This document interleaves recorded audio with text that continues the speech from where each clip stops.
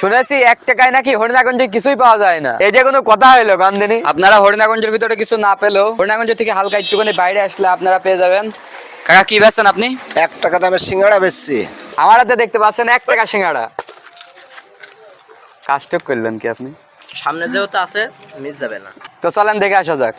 তো এখানে কিন্তু 1 টাকা দামের সিঙ্গাড়া বিক্রি করা হয়। তো এই আইডিয়া এখানে আপনারা কোথা থেকে পেলেন? এই আইডিয়া আমাদের আজ 25 বছর ধরে করছে এটি।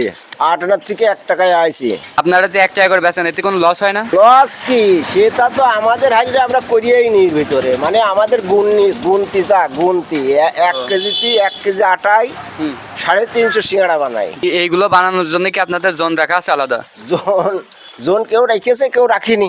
ও আপনাদের বাজারে তো দেখলাম যে সবাই বানায়। হ্যাঁ সবাই আমাদের 3 ভাই বানাই আমরা। ও আপনারা 3 ভাই বানান।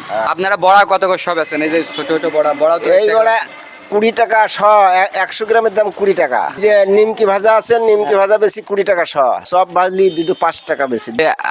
আপনার এই লোকেশন যেখানে একটুকুন বলেন। স্থান আমাদের 1 নম্বর ইউনিয়ন, শোলকোয়া থানা, ত্রিবেণী ইউনিয়ন, হ্যাঁ। ত্রিবেণী বাজারে আমরা কেনাবেচা করি। তোমার স্কুল মার্কেটে একদম নদীর কোনায় একতলা ঘরে। আর আমাদের সাথে রয়েছে রিপন নানা। তো নানা কেমন লাগছে? সেই স্বাদ। আমাদের সাথে কিন্তু বড় বড় সেলিব্রিটিও আনেছি তোমার থেকে কম আছে। তাদেরকে টেস্ট করানোর জন্য। তো কেমন লাগছে তাই কও? অমৃত।